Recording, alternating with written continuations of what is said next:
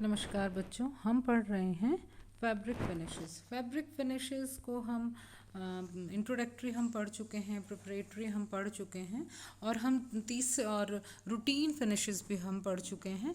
अब हम कुछ ऐसे फिनिशेस पढ़ेंगे जो कि बिल्कुल स्पेशल टाइप्स होती हैं और जो मतलब एक मुख्य जिसके कार्य के लिए वो जानी जाती हैं और उन्हीं पर्पस के अकॉर्डिंग उनको हम इस्तेमाल करते हैं। जैसे एम्बॉजिंग, सबसे पहला जो आता है एम्बॉजिंग। एम्बॉजिंग जो है वो आप लोगों ने कभी देखा होगा कि कपड़े की सतह के ऊपर उभरी हुई कई बार डिज़ाइंस बनी हुई होती हैं। जैसे इस डायग्राम में भी आपको दिख रहा है कि ये फूल जो है वो बना हुआ है। आप लोग भी बनाती हैं, जैसे कि फॉयल शीट को पीछे से उभार के जो भी चीज़ें आप डेकोरेशन के लिए बनाती हैं वो एम्बॉजिंग है या उसको नक्काशी करना कहते हैं।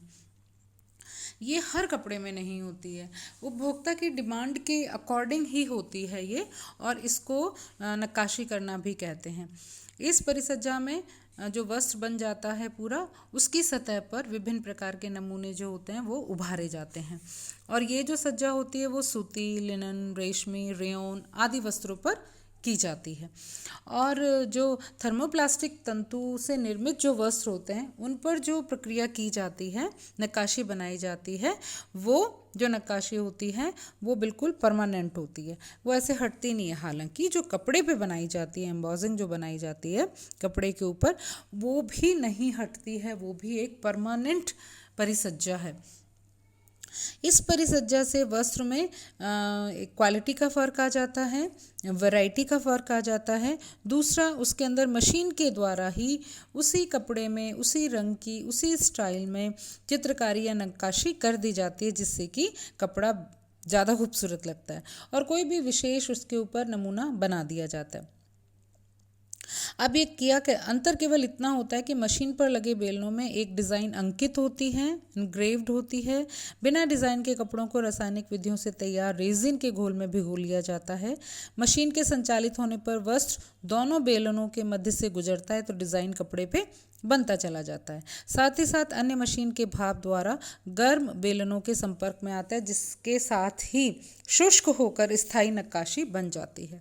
वस्त्र नक्काशी से पूर्व ब्लीच नहीं किया जाता है, इसे सिर्फ स्काउर किया जाता है क्योंकि ब्लीच से फैब्रिक के तंतु कमज़ोर हो जाते हैं और एम्बॉसिंग के अंदर भी प्रेशर लगता है फैब्रिक के ऊपर, तो कहीं फाइबर को ब्रेक ना हो जाए, टूट ना जाए, उसकी वजह से इसको ब्लीच नहीं किया जाता है। इस प्रकार से सादे बने हुए वस्त्र पर नक्काशी कर दी जाती है। और ये जो कपड़ा होता है ज़्यादा महंगे कपड़े से मेल खाने लगता है और ज़्यादा लोगों को पसंद आने लग जाता है। तो ये स्पेशल पर्पस फिनिशेस एम्बॉसिंग। दूसरा है फ्लेम रिटार्डेड फिनिशेस। फ्लेम, आप लोगों ने सुना होगा कि क्या बोलते हैं, ऐसे कपड़े जिनको कि पहन के अगर हम आग में भी चले जाएं तो आग हमें नहीं पकड़ती या हमें नहीं लगती। आपने देखा होगा कि कई बार जब आग बुझाने के लिए टीम आती है तो वो इसी तरीके का पूरा सूट पहने हुए होती है जो कि सिर से नीचे पैर के अंगूठे तक ढका हुआ रहता है व्यक्ति और उसको आग नहीं पकड़ती है। तो सेम चीज़ इसके अंदर है कि वस्त्र पर परिसज्जा अग्नि से सुरक्षित रहने के लिए की जाती है। सचमुच में कांच और एस्बेस्टोस तंतुओं से बने वस्त्रों के अतिरिक्त कोई अन्य तंतुओं से बना वस्त्र नहीं जो पूर्ण अग्नि से प्रचलित ना हो या प्रभावित ना हो। हर तरह का कपड़ा जो होता है वो आग से प्रभावित होता है और कई बार ऐसा होता है कि वो बिल्कुल ही जल जाता है और कई बार ऐसा होता है कम अप्रभावित होता है।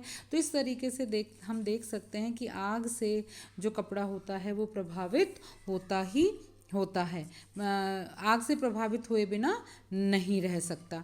तो ये है कि अब इसके अंदर क्या होता है कि कपड़े को फ्लेम रिटार्डेंट बनाने के लिए क्या करते हैं कि कुछ रसायनों का प्रयोग कुछ रासायनिक पदार्थों का प्रयोग वस्त्र की सतह पर किया जाता है और जिससे कि वस्त्र अज्वलनशील बन जाता है। अग्नि अवरोधक परिसज्जा से वस्त्र पूर्णतः जलते नहीं हैं, लेकिन कभी कभी आग की प्रचंडता के कारण झुलस जाते हैं तथा लेकिन अब ये क्या होता है कि अग्नि अवरोधक जो होता है या हम कहें कि फ्लेम रिटार्डेंट है, ये परमानेंट फिनिश नहीं है।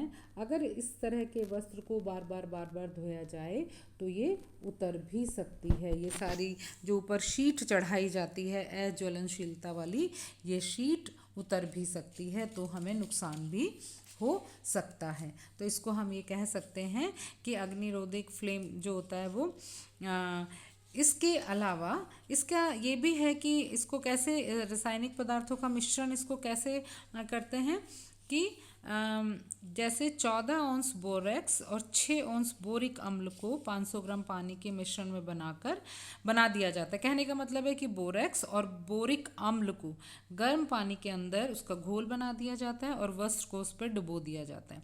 कुछ समय पश्चात ये जो मिश्रण होता है ये पूरे फैब्रिक की सतह पर लग जाता है, पूरे फैब्रिक को ढक लेता है और उससे फिर ये जो है वो अज्वलनशीलता की इसके अंदर क्वालिटी आ जाती है और ये आग से अप्रभावित होता है।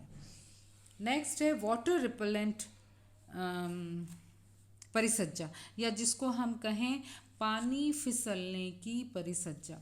दो चीज़ें हैं, मैं इसके अंदर वाटर प्रूफिंग भी ले लूँगी और वाटर रिपेलेंट भी है। आप लोगों ने सुना होगा कि कपड़ा वाटर प्रूफ है, इसके अंदर पानी नहीं घुसेगा, और एक कई बार आप सुनते हैं कि कपड़ा जो है वो वाटर रिपेलेंट है, पानी तो गिरेगा लेकिन गारंटी नहीं है कि ये पानी घुसेगा या उसके अंदर नहीं घुसेगा। आप छतरियाँ देखते हैं बारिश में, जब छतरियाँ लगा के जा रहे हो तो बहुत तेज़ बारिश होती है तो थोड़ी देर के बाद छतरी के अंदर से पानी टपकना शुरू हो जाता है। तो ये दो तरह की परिसज्जाएं हैं, एक है वाटर प्रूफ और एक है वाटर रिपेलेंट। वास्तव में पूरी तरह से जब ऐसे करना होता है तो कपड़े को इस तरह के रासायनिक पदार्थों से ढक दिया जाता है जो कि पानी में अघुलनशील होते हैं। और इसमें सबसे बड़ा रसायन कौन सा है? रबर। कि कपड़े के ऊपर रबर की एक मोटी लेयर चढ़ा दी जाती है जिससे कि इसके अंदर पानी नहीं जाता है और जो ये है कपड़ा जो होता है वो वाटरप्रूफ बन जाता है। ठीक है।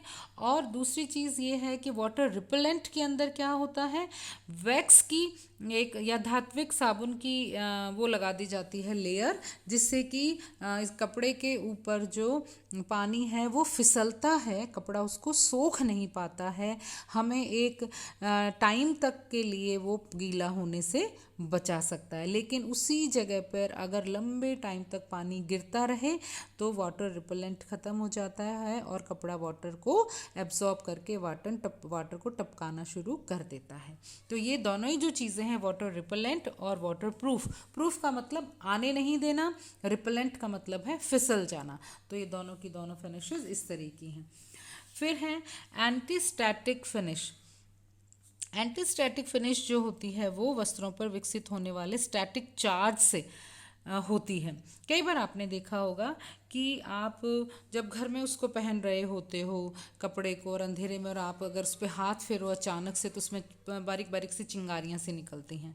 तो ये जो होती हैं वो सरफेस पर जो ये आती हैं, इलेक्ट्रॉन वातावरण की ओर से गति अगर जब करता है तो इस तरीके की होती हैं। और ये हमें तो ये एंटी स्टैटिक परिसज्जा भी कई बार फैब्रिक पे दी जाती है जिससे कि कपड़ों में किसी तरह की कोई चिंगारी ना निकले, किसी भी तरह की किसी भी प्रकार की इस तरह का कोई भी उसमें ना निकले, और जो है इससे कपड़ा जो है वो एंटी स्टैटिक फिनिशेस जो है वो कपड़ा एंटी स्टैटिक से रिलीफ रहे, वो स्टैटिक से वो रिलीफ मिले।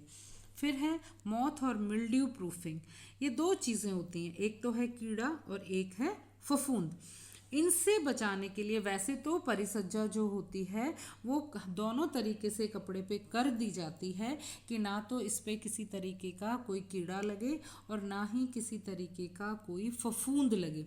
लेकिन ये करने के बावजूद भी हमें उसकी स्टोरेज पे ज़्यादा ध्यान देना चाहिए। अगर हम उसको स्टोरेज बहुत अच्छी कपड़े पे रखते हैं या कपड़े की करते हैं तो ऐसे में ना तो मॉथ लगने की संभावना होती है और ना ही फफूंद लगने की संभावना होती है। फफूंद से बचाने के लिए सिर्फ और सिर्फ थर्मोप्लास्टिक तंतुओं पे उगती है जो उगती है उन्हें नष्ट, सेलुलोज और ना प्रोटीन तंतु को नष्ट कर देती है जो फफूंदी होती है। तो अगर थर्मोप्लास्टिक कोई फैब्रिक अगर उस पर उगी है तो वो उसको नष्ट तो नहीं करती लेकिन कमज़ोर कर देती है। मिल्ड्यू से बचने के लिए जो रासायनिक पदार्थ इस पर लगाए जाते हैं वो इतने हाई होते हैं कि वो भी फैब्रिक को नुकसान पहुंचा सकते हैं।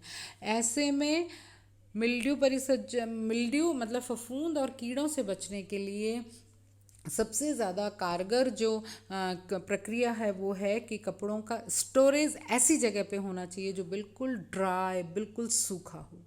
ठीक है। लास्ट है परमानेंट प्रेस। परमानेंट प्रेस जो है उसका मतलब ये है कि सिलवट रोधी फिनिशिंग। सिल्वर आप लोगों ने देखा होगा कि जब आप कोई भी कपड़ा खरीदने के लिए जाते हैं तो आप सबसे पहले ये कहते हैं कि जो भी कपड़ा लो उस पर प्रेस लंबे टाइम तक टिकी रहनी चाहिए, उस पर सिलवटें नहीं आनी चाहिए। अगर आपके पेपर में कभी शॉर्ट नोट में ही आ जाता है कि सिल्वट प्रतियोगी या रिंकल रेजिस्टेंट फिनिशेस या इस तरह की और इसके अलावा कोई और इसी तरीके का नाम आता है तो आप समझ जाइए कि परमानेंट प्रेस के लिए आपसे कहा जा रहा है। तो परमानेंट प्रेस का ये मतलब होता है कपड़े पे जो क्रीज बना दी जाती है वो वैसे ही रहे। दूसरी चीज़, उसको वॉश करना, उसको धोने में आसानी, उसको सुखाने में आसानी, इस तरीके का फैब्रिक कि वो फैब्रिक धोने और सुखाने के बाद उसको प्रेस ना करनी पड़े, सतह पे ज़्यादा रिंकल्स ना आए। तो बच्चों ये थी टोटल फैब्रिक फिनिशेस की फैब्रिक परिसज्जाएं होती क्या हैं, वस्त्र की परिसज्जाएं होती क्या हैं, इनकी आवश्यकता क्या है, इनकी नीड क्या है, इनका महत्व क्या है, इनका उद्देश्य क्या है, ये कितने प्रकार की होती हैं और कौन कौन सी फैब्रिक्स जो होते हैं जिन पे के 99% फैब्रिक्स के ऊपर फिनिशेस अप्लाई की जाती है। तीनों तरह की जो होती हैं वो करी ही जाती हैं, चाहे वो किसी भी तरीके का फैब्रिक हो। फिनिशेस होने के बाद ही फैब्रिक जो है वो मार्केट के अंदर प्रवेश करता